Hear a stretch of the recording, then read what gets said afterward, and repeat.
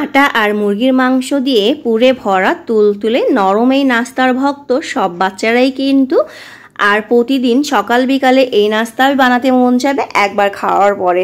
ছোট বড় সবাই খুবই পছন্দ করবে। বাচ্চাদের টিফিনে কি দেব সেই চিন্তায় আপনারা অস্থির হয়ে যান। তো খুব সহজে এই নাস্তাটি বিকালে অথবা বাচ্চাদের টিফিনে বানিয়ে দিতে পারবেন, চিকেন বান। তো চলুন কিভাবে এই চিকেন বান তৈরি করা হচ্ছে সেটা দেখে নিই।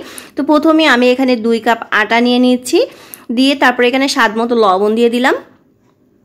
এখন এখানে চিনি দিয়ে দিচ্ছি আমি 1/4 কাপ, আর দিয়ে দিচ্ছি ইস্ট। আমি 2 কাপের জন্য 2 চা চামচ ইস্ট এখানে দিয়ে দিলাম। তারপরে হচ্ছে তেল দিয়ে দিচ্ছি 2 টেবিল চামচ, আর সামান্য একটু রেখে দিলাম, এটা পরে ব্যবহার করব। তারপরে কুসুম গরম পানি 1/4 কাপের মতো এখানে দিয়ে দিলাম। তো এখানে আমার 1/4 কাপের মতোই লেগেছে। তো পানিটা কিন্তু বেশি গরম দেওয়া যাবে না, কুসুম গরমই হতে হবে। এখন অল্প অল্প পানি দিয়ে এভাবে একটা ডো তৈরি করে নিতে হবে, একটা স্টিকি ডো হবে। এখন হাতে আবারও একটু তেল দিয়ে ডোটাকে খুব ভালো করে মথে নেব। আর 1 কাপের থেকে কিন্তু এতটুকু পানি আমার থেকে গিয়েছিল, আবারও একটু তেল দিয়ে খুব ভালো করে এটাকে মথে নিচ্ছি। তো এটা মথে নেওয়া হয়ে গিয়েছে। এখন হাতে আবার একটু তেল লাগিয়ে এভাবে একটু চারিপাশে আমি লাগিয়ে দিলাম, দিয়ে ঢাকনা দিয়ে ঢেকে এটাকে আধা ঘন্টার জন্য রেস্টে রেখে দিচ্ছি।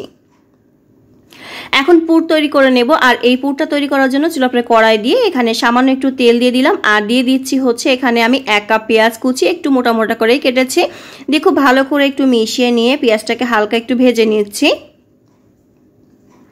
পেঁয়াজটাকে হালকা একটু ভেজে নিয়ে তারপরে আদা রসুন পেস্ট দিয়ে দিলাম 1 টেবিল চামচের মতো। তারপরে হচ্ছে লবণ দিয়ে দিলাম স্বাদ মতো। তারপরে হচ্ছে এখানে আমি মরিচের গুঁড়া, তারপর হলুদের গুঁড়া, জিরা গুঁড়া, ধনিয়া গুঁড়া, গরম মশলা গুঁড়া সবকিছুই আমি 1/2 চা চামচ করে দিয়েছি। আপনারা চাইলে পরিমাণে সবকিছু কিন্তু বাড়িয়ে দিতে পারবেন। তারপরে 1/4 কাপের মতো মুরগির মাংস ছোট ছোট পিস করে কেটে এখানে দিয়ে দিয়েছি।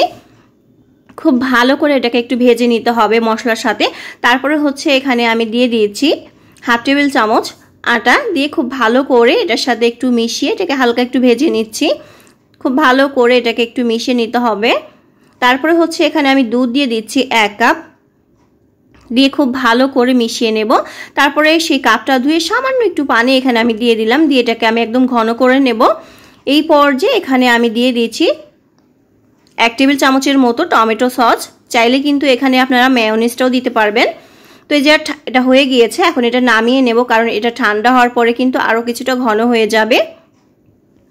এইদিকে ডোটাও কিন্তু হয়ে গিয়েছে, আধা ঘন্টার ভিতরে খুব সুন্দর করে ফুলে গিয়েছে। ইস্ট ভালো না হলে কিন্তু আপনার এই ডোটা ভালো মতো ফুলবে না, আর একটা বাজে গন্ধ বেরোবে, খেতেও কিন্তু ভালো লাগবে না।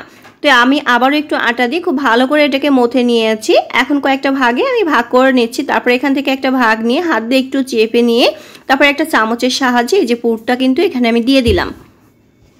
দিয়ে তারপরে আমি হচ্ছে এই যে হাত দিয়ে এই যে চারিপাশের অংশগুলো এভাবে টেনে খুব সুন্দর করে একটা শেপ দিয়ে নিচ্ছি গোল।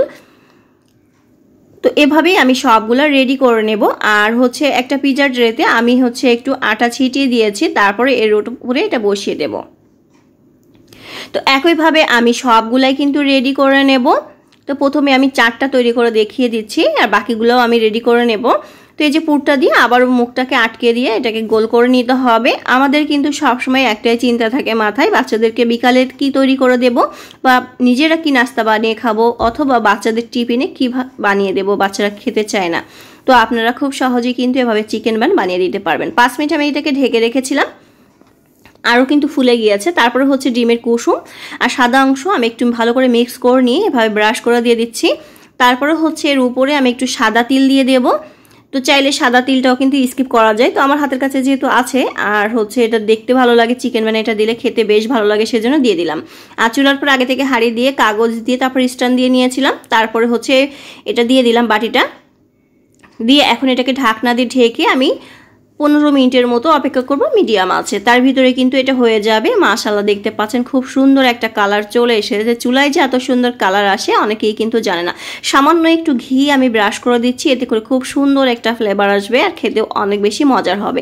এই যে আমি নামিয়ে নিয়েছি, এটা ঠান্ডা হয়ে গিয়েছে। এখন এটাকে আমি উঠিয়ে আপনাদেরকে দেখিয়ে দিচ্ছি। দেখুন কতটা সুন্দর হয়েছে, আর খেতেও কিন্তু অসম্ভব মজার। খুব সহজেই তৈরি করে নিতে পারবেন কোনো রকম ঝামেলা ছাড়াই।